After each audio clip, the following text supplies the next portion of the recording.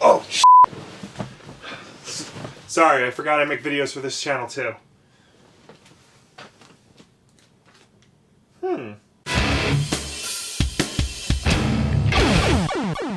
So if you've been to your local comic book shop recently, you may have noticed this. DC's Graphic Novel Essentials and Chronology Volume 2. It's just basically a list of all the top DC graphic novels they think you should be reading. It contains all the books you expect it to contain. Dark Knight Returns, Sandman, anything written by Alan Moore. It's very New 52 heavy. But it also highlights a lot of books you may not automatically assume are essential.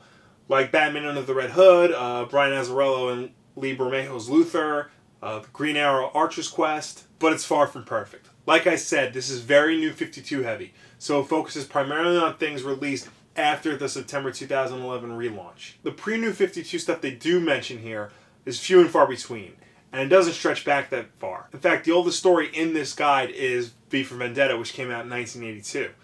And I feel like that's only because they like to really remind people that Alan Moore used to write for them. Which is a shame because they leave out a lot of great stories featuring their top characters. Stories that many would feel are much more essential than anything in this guide. Well, I'd say it's a good thing you have me around to help fill in the blanks. Now, full disclosure, some of the books I'm going to recommend to you I haven't actually read.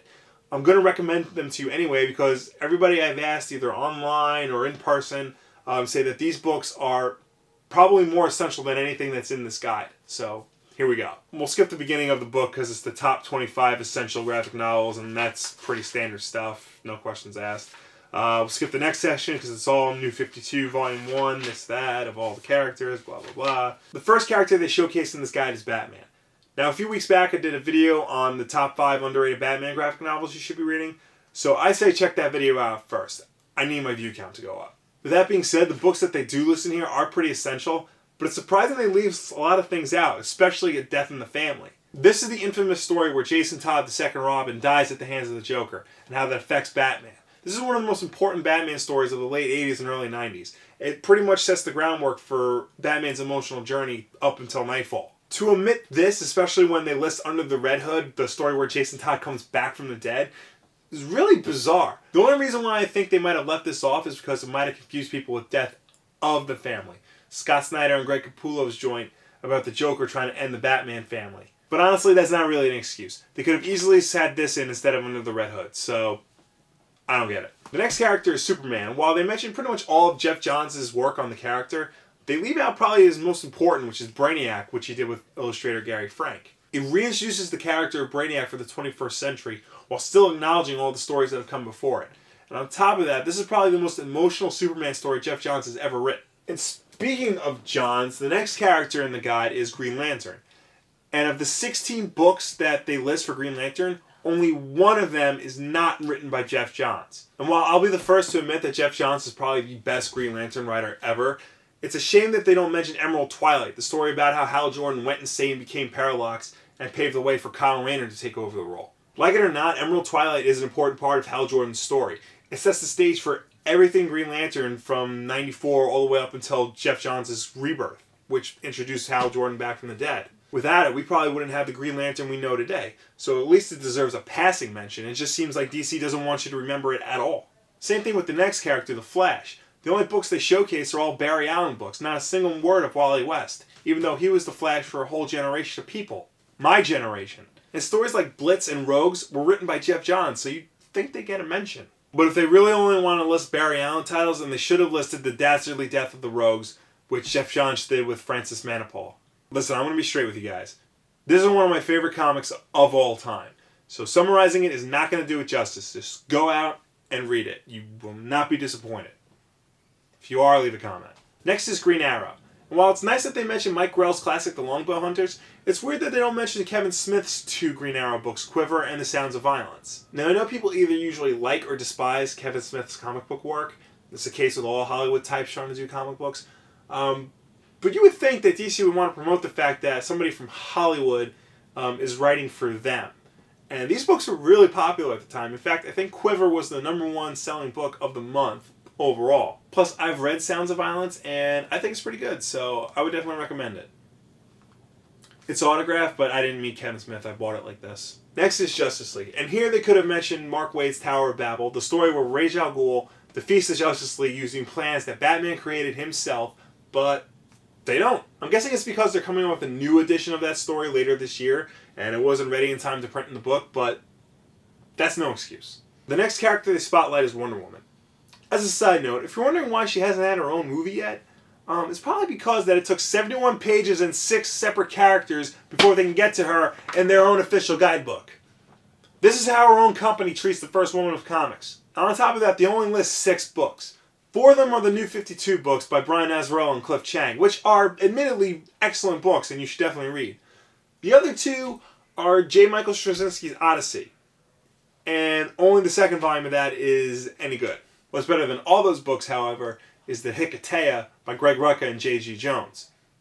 Yes, aka the book where she stands on Batman's head. This is a story about Wonder Woman having to choose between her heritage and upbringing as an Amazon and her duties as a superhero in the modern world, which puts her into conflict with Batman in a story that results in what I can probably say is the closest thing Wonder Woman's ever come to a Greek tragedy.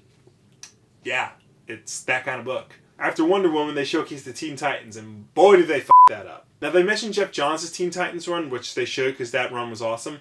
But other than that, they only mentioned the New 52 Teen Titans, which is the exact opposite of awesome. It's practically a sin that they don't mention the Judas Contract, the story from the 80s by the classic Teen Titans team of Marv Wolfman and George Perez. This is a story that showed us who Deathstroke the Terminator was before he became the classic mercenary we all know today.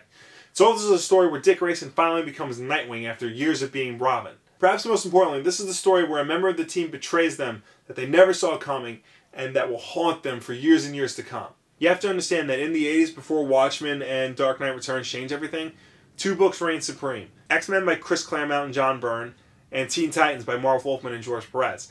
And it was books like Judas Contract that made Teen Titans as popular as it was back then and now. But I guess it's much better to recommend a more modern book like The Culling, a story that nobody liked.